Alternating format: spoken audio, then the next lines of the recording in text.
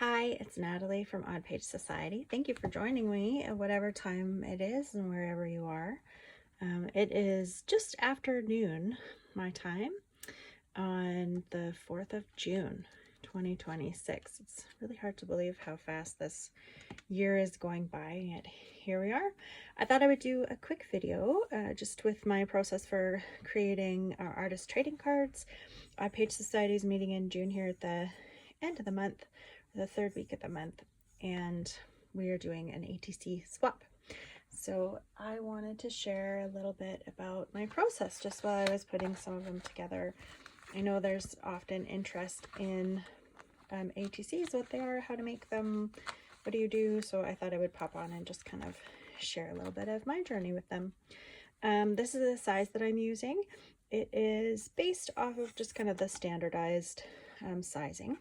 How I store mine is I have this little Elizabeth Crafts book, and all the ATCs that I've received through the trades that we've done throughout the years, I just plop in here. And some of them are marked on the back by who made them, some of them aren't. Some of them have these cute little stamps with more info, and you can fit a bunch of these sleeves in here. I bought extras and I haven't filled them all yet, so that's where these will go when we do our trade coming up. I've started a few already. I have about 9 going. So what I did was I cut up my base pages first, and then I stamped the backs of them, and I've just been filling them out as I've been making them. They kind of all have the same name this time around. So I'm going to go through kind of making 1 or 2 for you, just so you can see what the plan is. There are a bunch that I made. I had a creative day with this stamp from All in Create. They had a sale on in, I believe it was September of last year, and I ordered directly from their UK store. It came in record timing. I thought these stamps were quite beautiful. How I did it is I took the stamp, and instead of putting it on my stamp platform, I actually just put it on my glass mat. And then I had these pre-cut pieces of like paper, and I stamped those and ended up with a bunch, and then I wasn't sure what to do with them. So I've since gone ahead and just cut them into ATC sizes. Some of the corners I've rounded, some of them I have left unrounded. The inks that I used and how I decorated those ones were, I used the VersaFine Clair, Fallen Leaves, and Twilight. I like using that one because it's more of a permanent ink. It's not water reactive. So if you cover it with something, which is what I did, I covered it with a combination of different Mattints, Ash, Nutty, and Shark, then you don't have to worry about the ink smearing like you would if you used like a water reactive ink, like a distress ink or not. The Mattints do act as a bit of a sealer, so if you want to do any inking or blending, do that before you use the Mattints. I'm not demoing that today. I'm just kind of explaining the process of how I came up with the bases. The other paper that I'm using are a few pieces from the limited release from Tim Holtz's Vault papers, which came out last spring. I used a few of the Abandoned. I've legitimately been hoarding this since I got it, but I'm trying to use that. Other things I've used are this Tim Holtz Small Talk, and then I had these in my stash. This is from Authentique, because I'm really trying hard this month to not buy any craft supplies and just shop my store, as it was sort of half jokingly but lovingly referred to in our Voyages Fantastiques class. Then I used some 49 and Market acetate leaves, which they don't seem to be making anymore, which I'm sad about. So these I'm learning to let go of. I use the toast ones. I think this is the Grove. This is a different product. And then the Vintage Artistry Essentials. So if you have some of these in your stash, try to use them. If you don't, you might still be able to find them at some local retailers to you. I cut up a bunch of fabric because I thought I was going to use it and then I didn't. This, I'm really excited to use this at one point. It is literally just the ends of a bit of fabric that I have, but I love how it does this little ball. So it'll be something at one point. I don't know if it'll make it on any of these. And as per usual, I'll probably add some Tim Holtz sellotape. I have grossly over purchased them. Okay, I wanted to demo a little bit. So I gathered kind of supplies that I thought I was going to use for them, and then I kind of set them out. I organized my ephemera bits first. This is like a brownie pan that I have taken from my kitchen and repurposed it into my craft room. So I separate the different elements just so they're easier for me to find. This piece here has some glossy accents on it, so it's just drying. And then the same company, my mom gave me these for my birthday one year because I used to bake a lot. And then what happens is neither of my family members are particularly into sweets, so then I end up eating them all.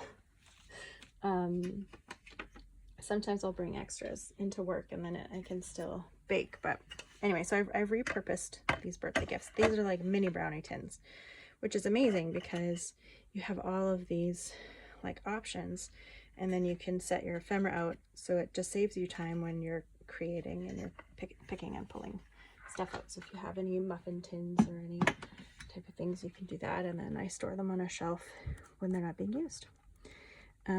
So that's that. I have a couple of stamp sets that I use for ATCs as well. So I used this Studio Light set that I got from Simon Says Stamp. I don't know if they still have it in stock. There's this die set that I have not used today, also from Studio Light. This I got from Scrap Addicts, and then this was another option that I got. I have used this stamp. I didn't use the dies, mostly because I just wanted to be quick about it.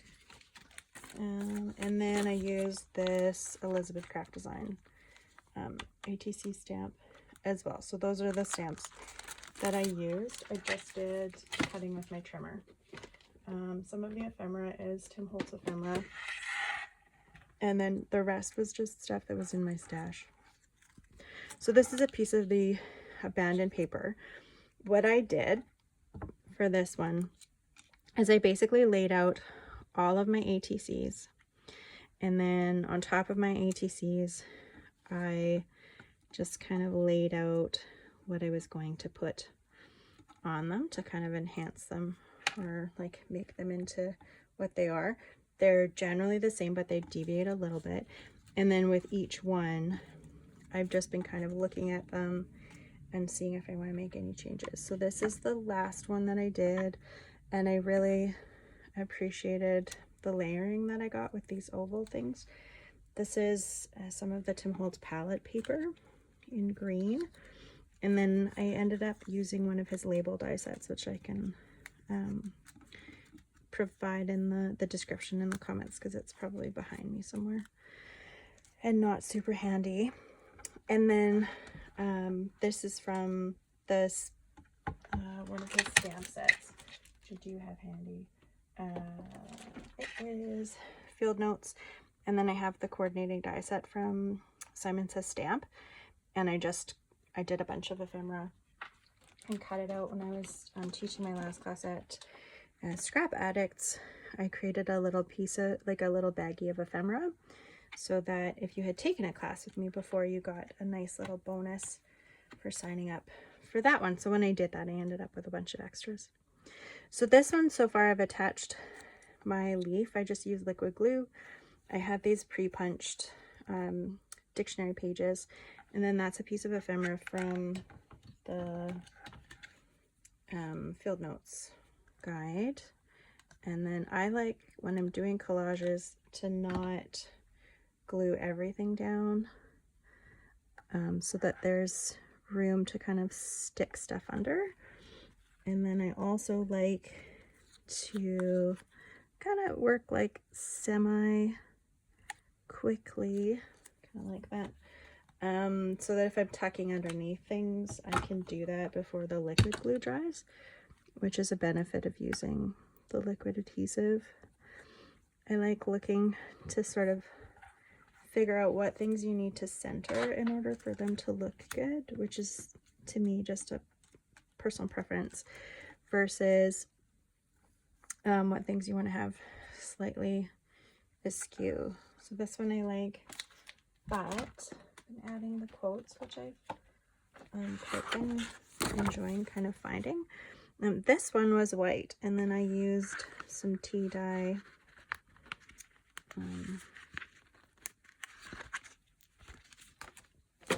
on the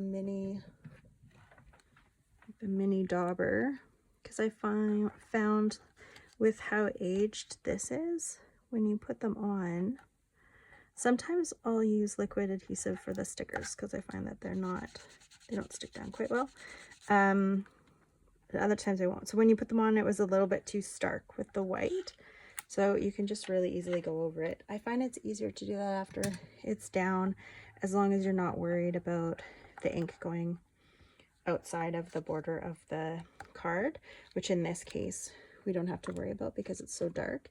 If you were putting it on a lighter background, you would be better off coloring it beforehand. Okay, so then we can move on to this next one. On a couple of them, I colored that. It does have a natural aging to it already, which is good to kind of keep, and plus it saves you time. I'm not sure how many I'm going to end up with here. I think I've made about a dozen so far. This leaf kind of sinks in a little bit just because of the coloring. And I like this not quite centered, but if I don't have the wording very straight, which if you're kind of working on a surface with lines on it, you can line it up nicer. If it's askew, it bothers my eye. I've done enough of these that I'm kind of doing the same thing, so it's easier for me to do them instead of plotting them out. And that's what I like about plotting them out before. I did these on Tuesday with the intention of working on them when I was out and about. Just, you know, sometimes you have appointments or whatever. In this case, I was taking my stepson to his riding lessons, so I prepped a little travel kit. I wasn't sure if I wanted the subtle butterfly or if I wanted that. I think I want the subtle one. If you're using acetate that's a little bit translucent, then what you can do, I'm going to pop this up because this is a chipboard piece. So I'm going to pop up the one side of it. I'm just looking for my clear foam tape. Here we go. I think this is a product from EK Success. I know that Simon Hurley has just come out with some clear foam tape. I also have some that I ordered a long time ago. So this is the crystal clear foam tape from Double Thick from Rabbit Hole Designs. This lasts forever.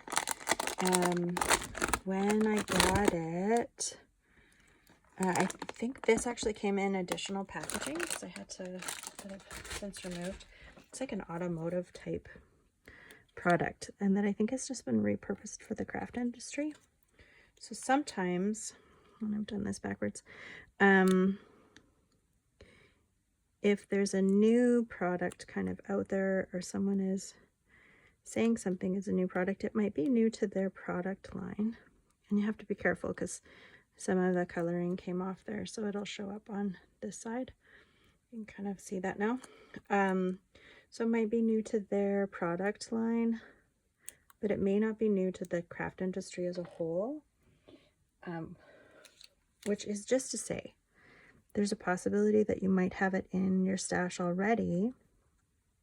And if that's the case, it's always better to use what you already have, and then use it up, and then you can buy the new stuff when you run out of the old stuff. I have these enamel dots that I've been using. These ones I got at a Crop and Create event, and they're from, sorry, this is how I store my enamel dots, so I just kind of pop them out on the bottom. This is a Pink and Main set. I know, because it's empty. So these are just all on a ring, and I keep them in their original packaging, and then they hang up just off to the right. I have a wall that I craft by. So I've been putting these enamel dots on. Normally I do 3 because I like working in odd numbers. I find it's visually more appealing. But in this case, I've been kind of getting away with 2.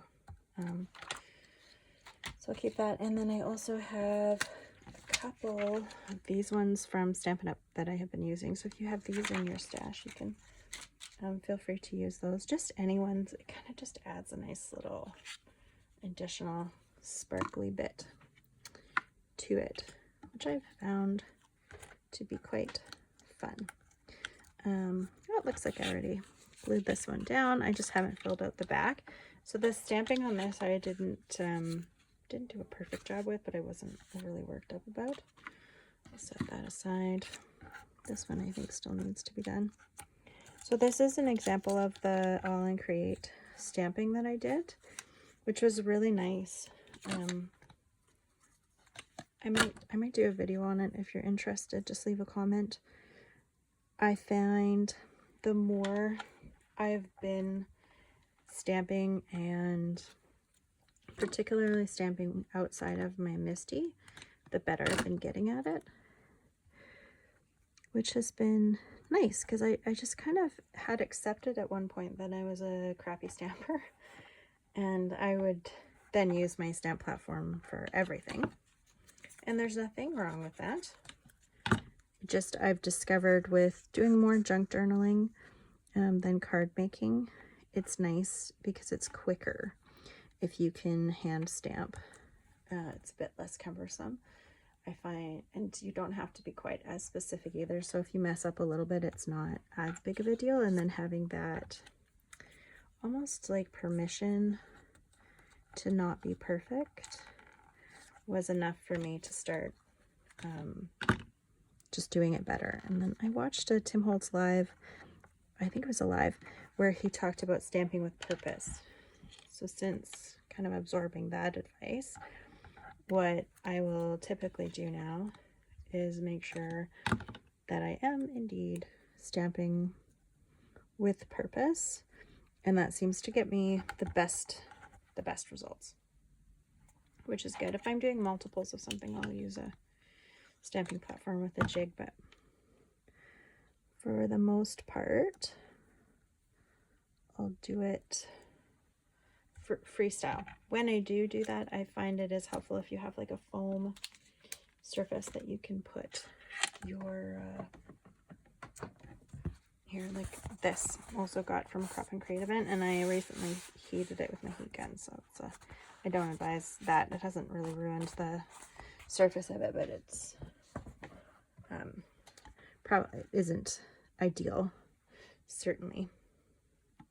All right, so I have a few more to go, and then I'm going to do something different with these ones. I think I just wasn't liking how they were working with the color drive. I think we'll have probably maybe a dozen to 16 people next time in June. It's a little bit tough to say. We've switched our evening meetups to Thursdays, so I'm really looking forward to see how that affects attendance. And then we're just winding up to summer, so hopefully people have an opportunity to come out. Hopefully you have a time to craft your ATCs, that you found this helpful.